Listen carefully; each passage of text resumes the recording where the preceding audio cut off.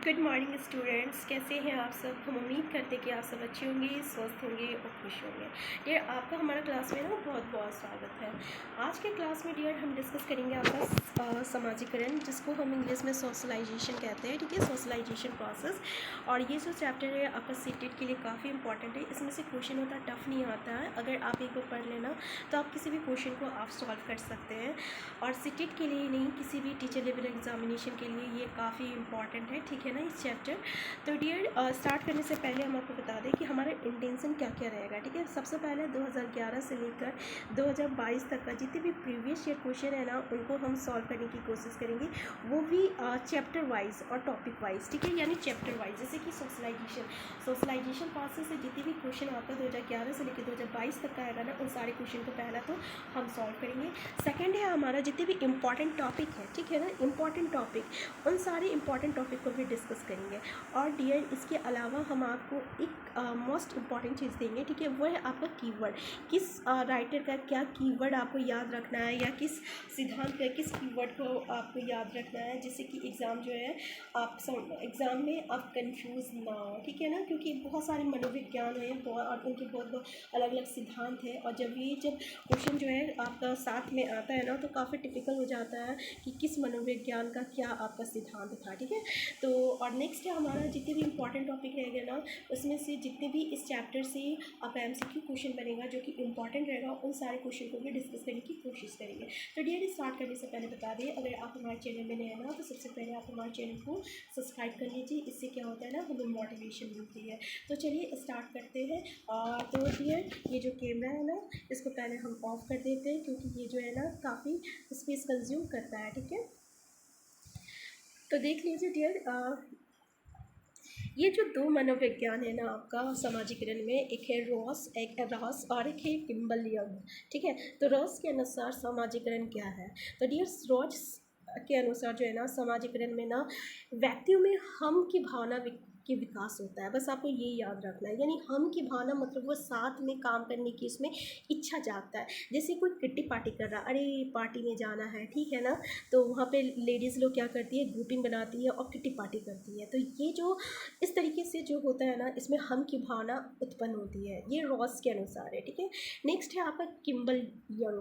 तो Kimbal young के अनुसार क्या है कि ना, ये समाजीकरण एक तरह का प्रक्रिया है। ठीक है, यानी प्रोसेस है। इसमें क्या होता है कि व्यक्ति जो होता है ना, किसी भी सांस्कृतिक क्षेत्र में प्रवेश करता है और समाज के जो विभिन्न समूह होते हैं ना, उनके सदस्य बनते हैं, और इस तरीके के समाज का बनाया गया मान्यताओं को उसे स्वीकार करने की प्रेरणा मिलती है। आपको याद क्या रखना है कि ये प्रक्रिया है जिसमें सामाजिक सांस्कृतिक में प्रवेश करके किसी भी विभिन्न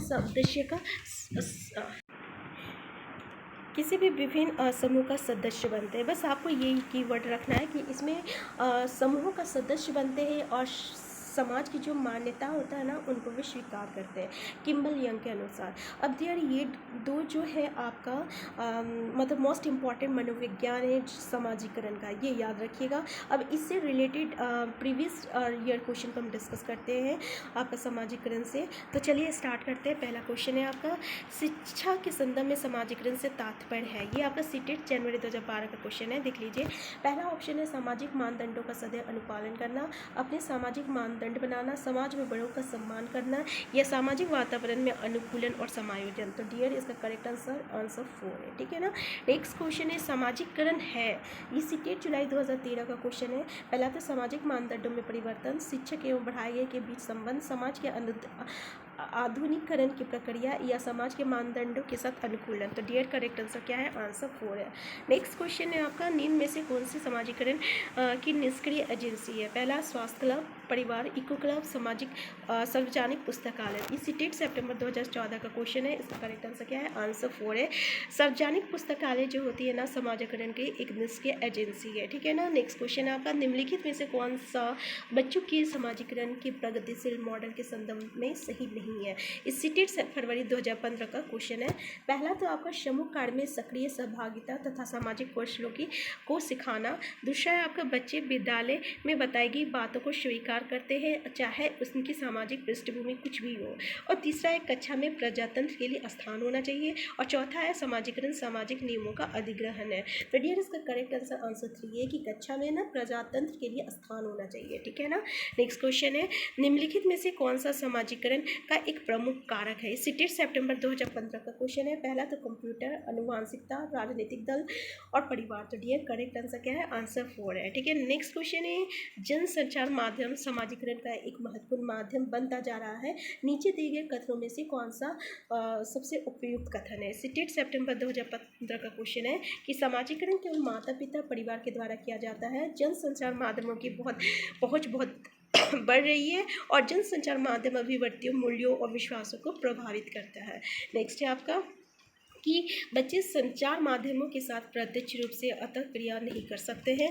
और नेक्स्ट है आपका संचार माध्यम पदार्थों के विज्ञापन और विक्रय के लिए एक अच्छा माध्यम है। तो डियर इसका करेक्ट आंसर क्या है कि जनसंचार माध्यमों की पहुंच जो है बढ़ रही है और जनसंचार माध्यम अभिवृत्तियों मूल्यों विश्वासों को प्रभावित करता है। नेक्स्ट क्वेश्चन है आपका बच्चे की समाजीकरण में परिवार भूमिका निभाता है। सिटेट सितंबर 2016 का क्वेश्चन है। पहला तो कम महत्वपूर्ण है, रोमांचकारी है, मुख्य गौण है। तो डियर करेक्ट आंसर क्या है, आंसर 2 है। तो डियर मेरा इंटेंशन है ना कि आप कम टाइम में ज़्यादा से ज़्यादा सीखें, इसलिए हम इतनी स्पीड से पढ़ा रहे हैं। अगर आपको मतलब कि कोई प्रॉब्लम है तो आप कमेंट कर सकते हैं हमें, ठीक है ना। नेक्स्ट और ये लास्ट क्वेश्चन है कि निम्नलिखित में कौन से समाजीकरण के गुण वाहक हो सकते हैं।